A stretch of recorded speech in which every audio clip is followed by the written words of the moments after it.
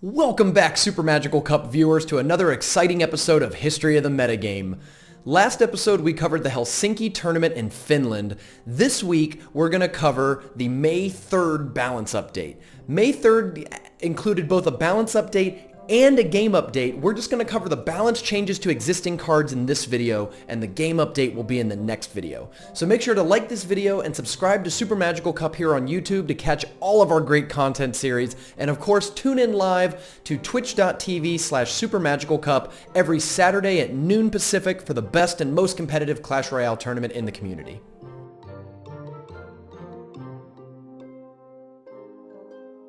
It's important to discuss what changed in the meta between the last update and this one in order to better understand why these changes were made. Mortar was far and away the most frustrating deck archetype. It was a common that you could easily request lots of and get it to a high level, and it was a very frustrating defensive style deck that relied on the long lifespans of existing towers, and Mortar did quite a bit of damage for its cost back then. As we saw in the last video, Princess and Elixir Collector were far and away the most commonly played cards. Elixir Collector especially was so sturdy as a building that it was often used as a defensive structure, placed in the middle to absorb Hog Rider hits, mortar shots, and other sorts of,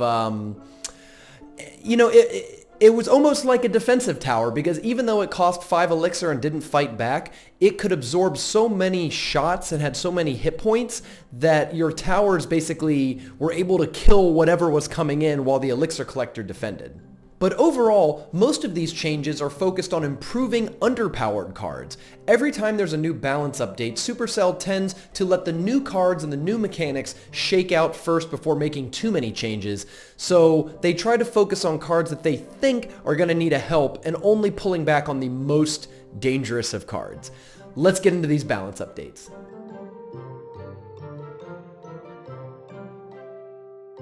The first change, Mortar gets its deploy time increased from 3 seconds to 5 seconds and gets a 10% damage reduction.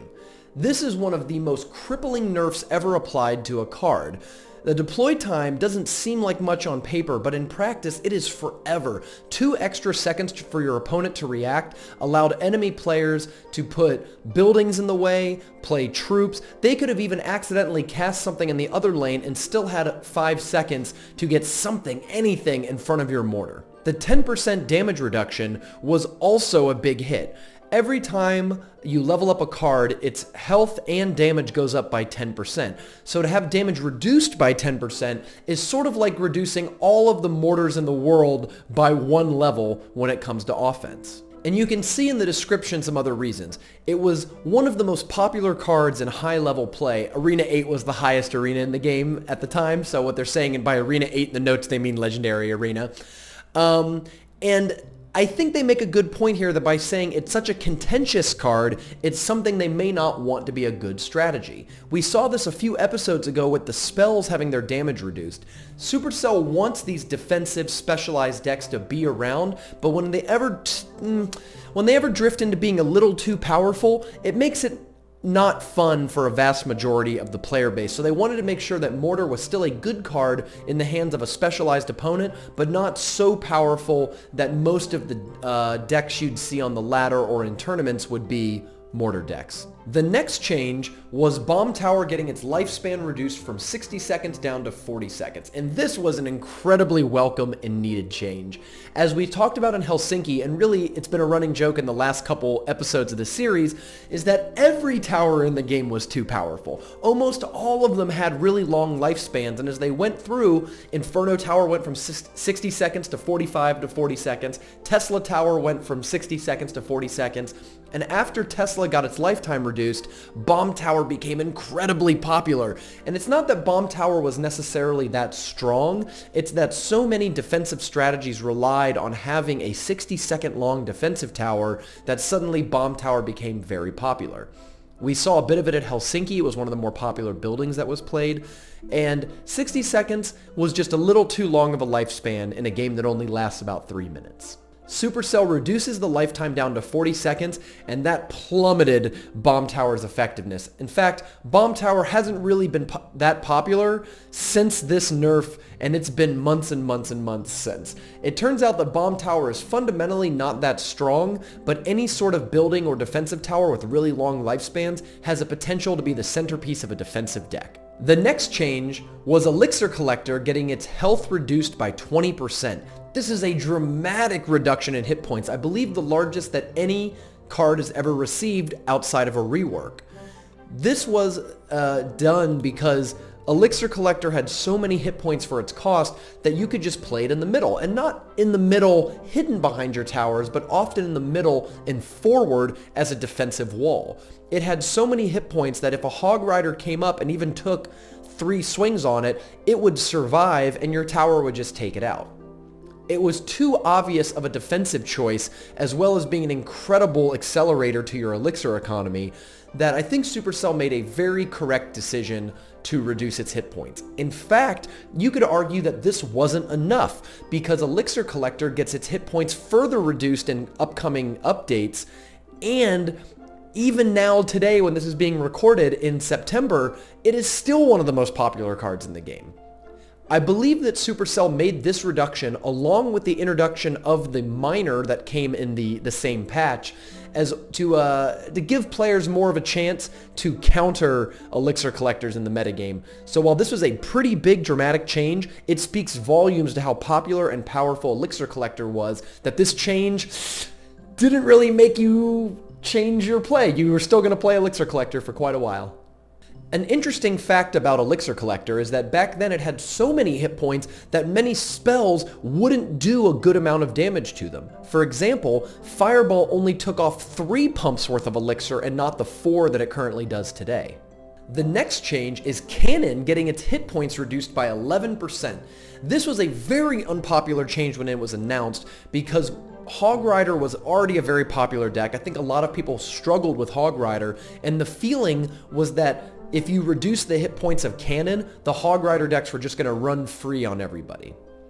In practice, Cannon remained a very powerful card after this update and even gets further hit point reduction nerfs in future updates. An interesting note about this Cannon change was that while many people were worried that Hog Rider decks were going to take over the game because Cannon was the most popular answer to Hog Rider, really the deck that used the Cannon best were the Hog Rider decks themselves.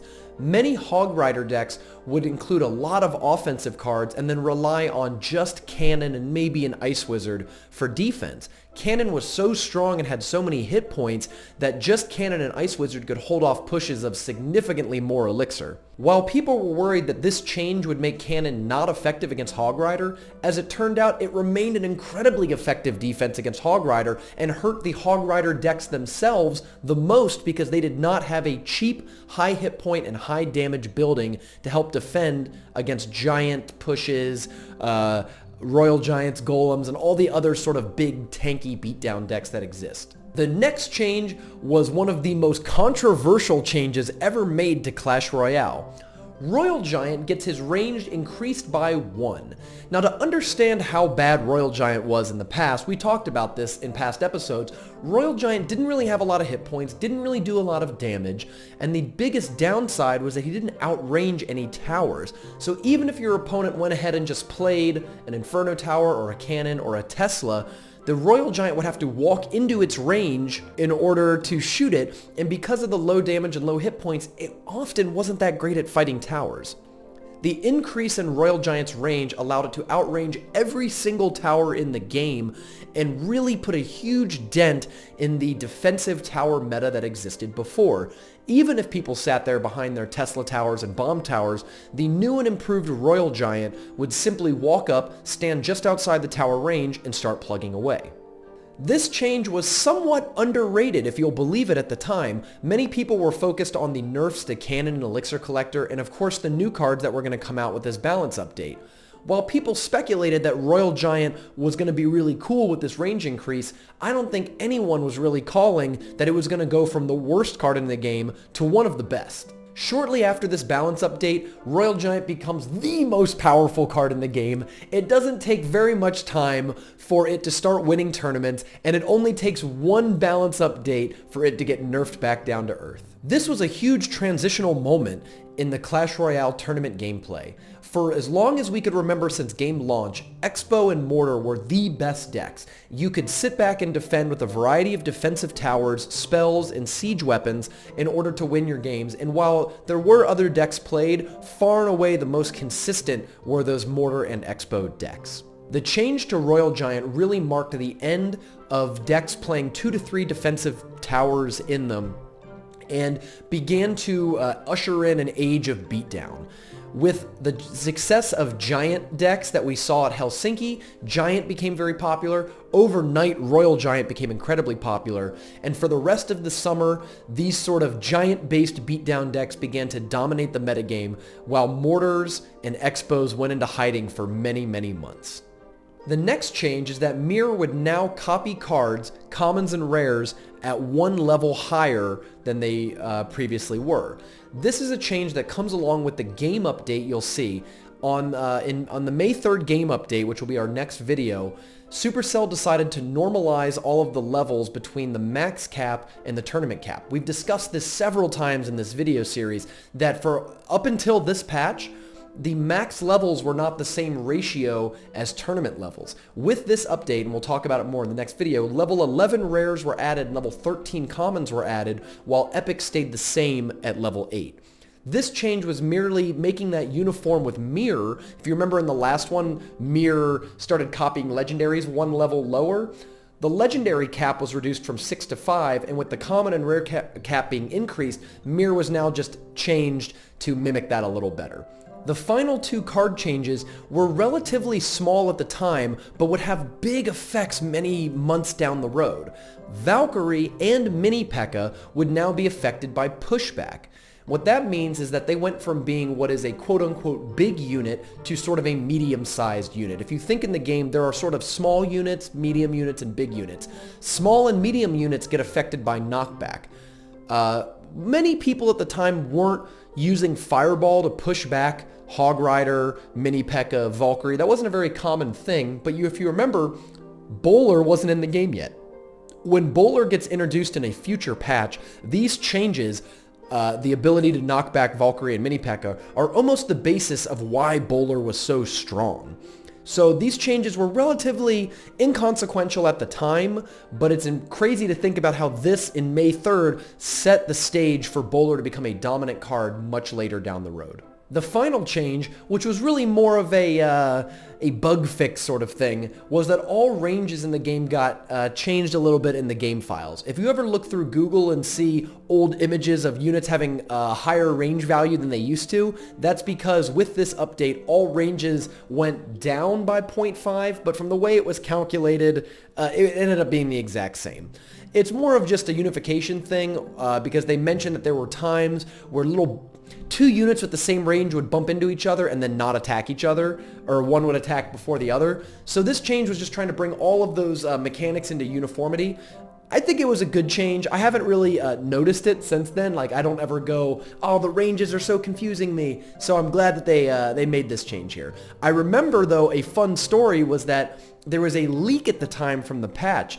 Supercell posted an image on their blog that showed the King Tower with, there's the King Tower stat card, and it had its range reduced by 0.5. And everyone thought, oh no, they're going to reduce the Crown and King Tower ranges, which would have been a crazy change to how the game worked, like dramatically weakening defensive abilities if all towers shot at a shorter range. As it turns out, it was just a mistake to add that image, and all ranges pretty much stayed the same. That does it for this episode of History of the Metagame. Thanks for tuning in, and make sure to like the video and subscribe to our channel for even more great content series. Watch the rest of History of the Metagame, check out Royale Roundtable, SMC TV, and all the other series we have going on.